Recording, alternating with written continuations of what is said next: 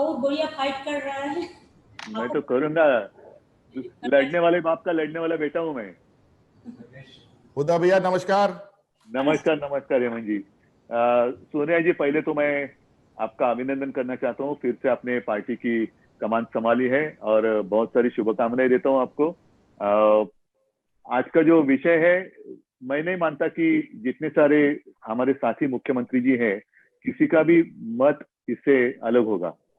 सब सारे एक ही स्थिति से गुजर रहे हैं और लड़ाई तो चल रही है।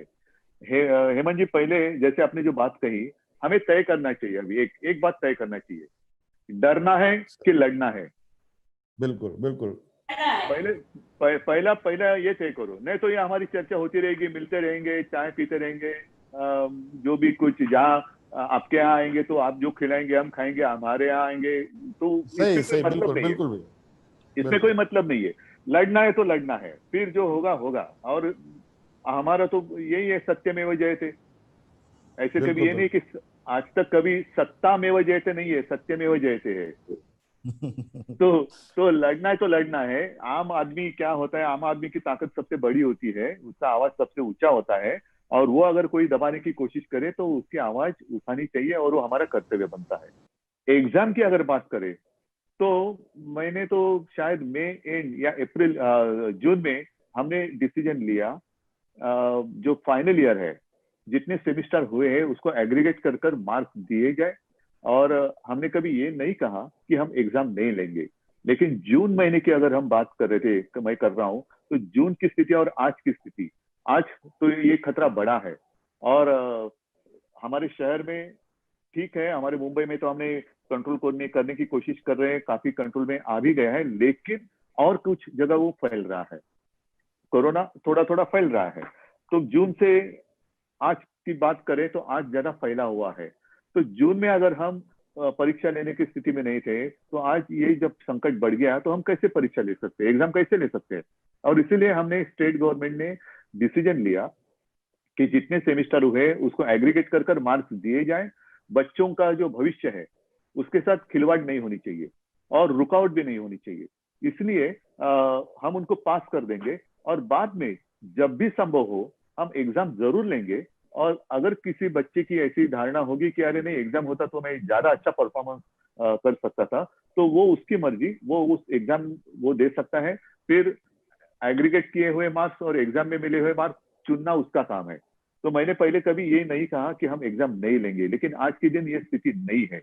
और जैसे कई बाहर के देशों की ओर हम देखें, मैंने बीच में खबर पड़ी थी, यूएस में उन्होंने स्कूल खोल दी और ऑलमोस्ट 97,000 बच्चे, 1 लाख के आसपास, वो संक्रमित हो गए। क्या करेंगे ऐसे अगर स्थिति हमारे यहाँ आ गई तो।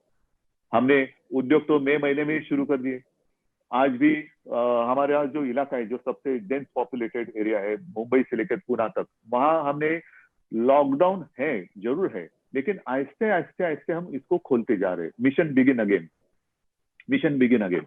तो आहिस्ते आहिस्ते खोलने के वक्त शायद कुछ लोगों को ऐसे लगता होगा कि हम काफी स्लो जा रहे हैं। स्लो ठीक है, वो टॉर्टोइज और वो खरगोश, उसकी तो कहानी सबको पता है। जल्दबाजी कर कर कुछ फायदा नहीं होता है। आहिस्ते कदम जाए लेकिन ठीक से डालें, तो जो कदम हम आगे बढ़ाएंगे उसको वापस लेने की आपत्ति हम पर नहीं आनी चाहिए। ये सोच समझकर हम आगे जा रहे हैं। तो सारी चीजें हम खोलते जा रहे हैं, आहिस्ते आहिस्ते हम खोलते जा रहे हैं। स्कूल, मैंने स्कूल के बारे में भी यही कहा कि स्कूल शुरू कब होंगे, स्कूल शुरू नहीं करेंगे, लेकिन एजुकेशन शुरू शुरू करेंगे। वो चाहे ऑनलाइन हो या कुछ भी हो, ई लर्निंग हो। तो इस विषय पर भी हम काम कर रहे हैं। जो बात मुझे दिखाई दे रही है, एनवायरमेंट की एक जो बात रहेगी वो भी मैं बता देता हूँ। हमने तो एक लेटर दे दिया है जावड़ेकर जी को। वैसे तो आदित्य ने 2-4 दिन पहले ही प्रधानमंत्री जी को लेटर दिया है एजुकेशन के बारे में।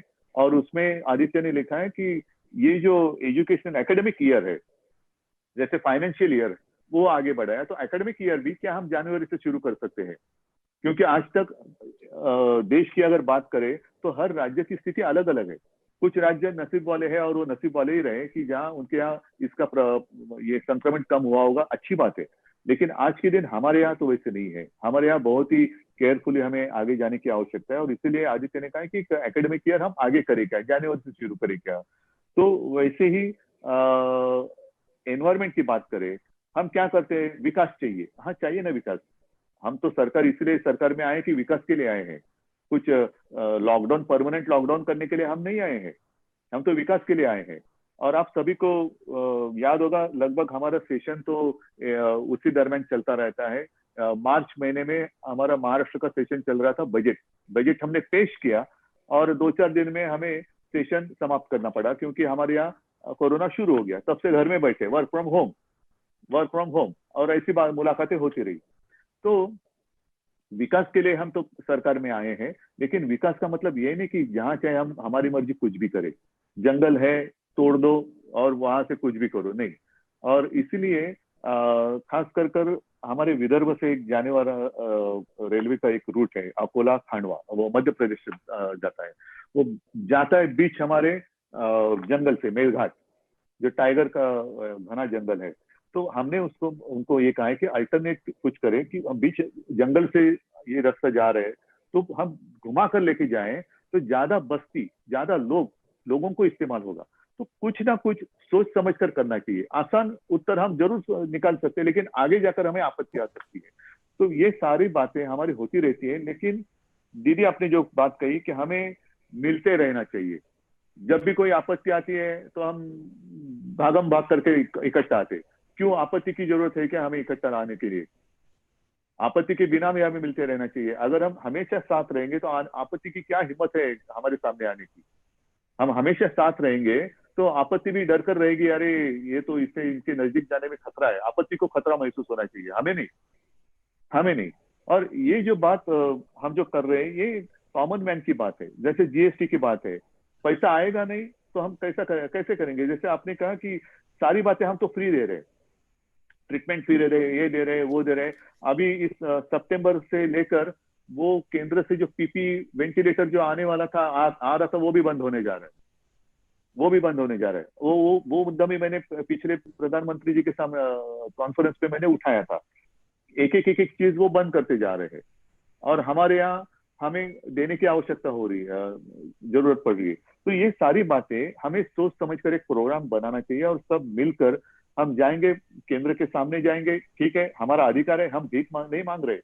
जो बात आपने कही वो सच है, भीख नहीं मांग रहे, हमारा अधिकार है, हमारी जनता का अधिकार है। और हमारी जनता, ठीक है, हमें भी वोट दिया है, और साथ साथ प्रधानमंत्री जी को भी वोट दिया है। मतलब ये जनता कोई हमें वोट देने वाली जनता बाहर से आई है और वहां उनको वोट देने वाली जनता यहाँ की है, ऐसी बात नहीं। एक ही जनता है, जनता तो वही है। लेकिन हम करे तो पाप और वो करे तो पुण्य, ये नहीं हो सकता, ये नहीं होना चाहिए। और इसलिए मैं कहता हूं कि सोच समझ कर एक प्रोग्राम होना चाहिए, मिलते तो रहना चाहिए। जब भी मौका मिले तो बिना मास्क, आज तो मैं बिना मास्क आपके सामने बात कर रहा हूँ क्योंकि मैं मेरे घर पे बैठा हूँ।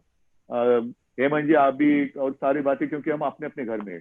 लेकिन उस दिन की हम कामना करते, प्रार्थना करते कि जल्द से जल्द ये कोरोना का संकट टल जाए और हम खुलेआम एक दूसरे के साथ ऐसे आमने सामने बैठकर बात कर सके। मुझे तो इतना ही कहना था। जो भी हमें करना है सब साथ मिलकर करेंगे। जनता की आवाज है, वो कोई दबा सकता नहीं, और दबाने की अगर कोई कोशिश करे तो हमारा कर्तव्य बनता है कि वो आवाज और ऊंचा करे। तो सोनिया जी, आपको मैं अभी धन्यवाद दे रहा हूँ, आपने मुझे जल्दी बात करने के लिए इजाजत दी। और मैं सबसे क्षमा चाहता हूँ, थोड़ा मेरी कैबिनेट अभी शुरू हो जाएगी, तो इसलिए मैं इजाजत लेना चाहता हूँ। इजाजत रहेगी आप सबकी, तो कैबिनेट के लिए मैं जाऊंगा। और सबको मेरी शुभकामनाएं। साथ है और साथ में रहेंगे, साथ में लड़ेंगे। Thank you very much.